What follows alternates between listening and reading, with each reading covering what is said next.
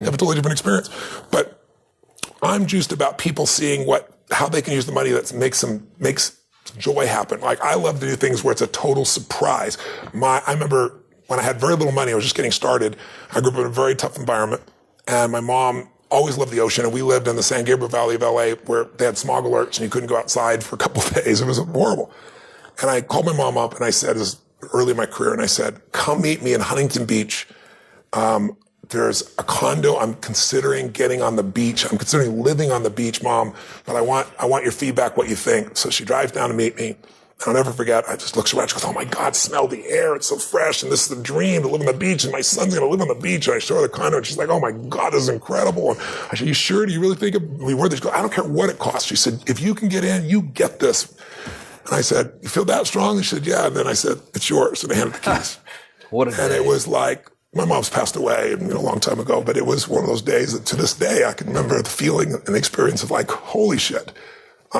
You don't get that by buying something for yourself. Yeah. You don't get that by, earning a bunch of money. It's beautiful to have those choices.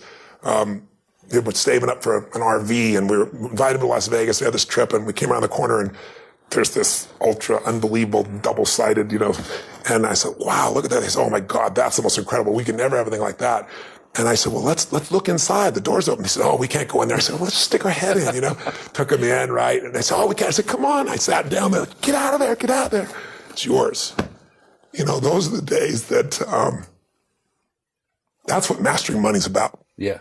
You either master it or it masters you, baby. Yeah. And if you master it, you can learn, grow, and you can give. And, money isn't everything, because you can have a lot of money and still be a selfish bastard. I mean, money just makes you more of what you are.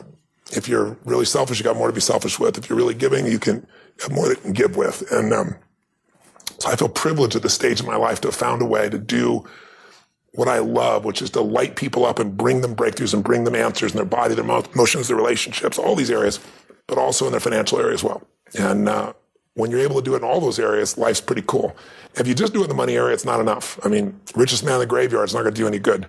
And so this book is really about how to have that real wealth. And I just finished to tell you that I end the book sharing a story that I'll share with you, because you know me well enough to know what this is like. And I know you can relate in some ways. Because I know your background in your hot suit, going out there with your credit card machines down in, was it Macon, Georgia? Macon, Georgia. Macon, Georgia, baby. It's still hot down there. It is still hot down there, and you're not. I think I'm still unwelcome to go try to sell credit card machines down there. They'd still rather me not show up. That's a good thing. Yeah. But we have a similar background. We started with nothing, and I can remember I know the day I became wealthy, because I was thinking towards the end of the book, what was the day that I became a wealthy man? And I was broke. I was living in Venice, not Venice, Italy, Venice, LA, in this 400 square foot bachelor apartment. I was feeling sorry for myself. I was mad at the world. I was mad at a friend of mine that I loaned, $1,000 to, and he didn't pay me back, and he wouldn't return my phone calls because I was broke. I mean, I was down to, $23, $24, something like that, and some change. No prospects. I'm like, how am I going to eat? How am I going to survive? I'm going to pay my rent. I was already behind my rent by 30 days. And, when I was 17, my mom kicked my dad out. He went back east and kicked me out. And I survived by scratching up enough money each day and then going to the smorgasbord and loading up for the winter, just eating all I could to make it last a day or two.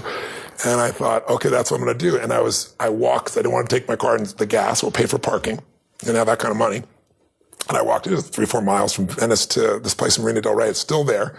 And it's called El Torito. It's this little Mexican restaurant that's on the water where all the, the amazing yachts are. And I thought, I'm going to go there and I'm going to absorb this abundance environment because I'm so scarce. And I'm going to eat all I can possibly eat, for $5.95 of this tacos and salad. Incredibly healthy, energizing. Of course, totally energizing. Like something I can go have a good sleep afterwards and forget all this, right? And I went in, I loaded up for winter, and I ate all the stuff. And I'm looking out there, and it was a beautiful day, and it was gorgeous. And so I got up to go pay, and as I got to go pay, in the front door walks this little boy, probably 8 years old, and 7, 8 years old. And he was dressed in a suit, and he's just like, kind of demure like you right now. If anything, I am certainly demure, as you well know. That's I well know. But sincerely, he was just really, I don't know, there was something about this kid. He had this air about him, and he opened the door for his mother, and he pulled the chair out for her. And I don't know, something about it just struck me emotionally very deeply. And I was just touched, thinking, this little boy has got so much heart and class. And so I walked up to him. I paid my bill and walked up to him, and I said hi, and I introduced myself, and I was nobody. Who the hell's Tony Robbins? No Tony Robbins.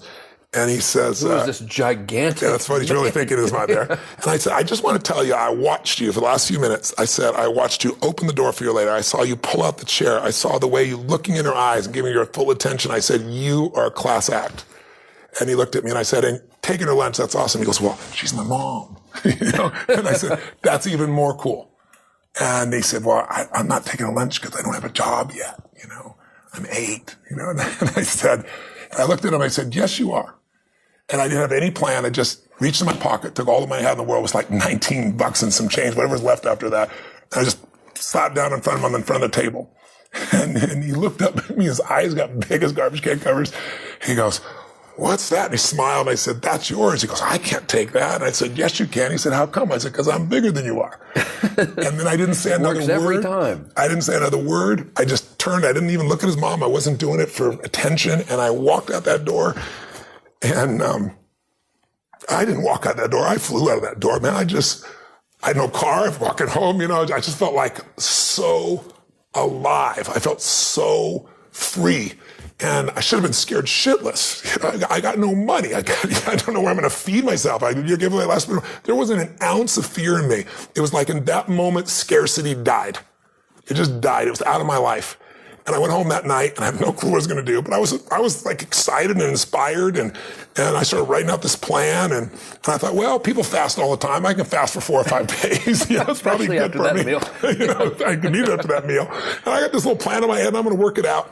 And I woke up the next morning, and I had no fear in me, and I'm going to go work my plan. And the old snail mail arrived, and there I get this old envelope in the old days, right? Tear the thing open, and it's a check from the guy who wouldn't even return my phone call for more than $1,000, he threw some interest in.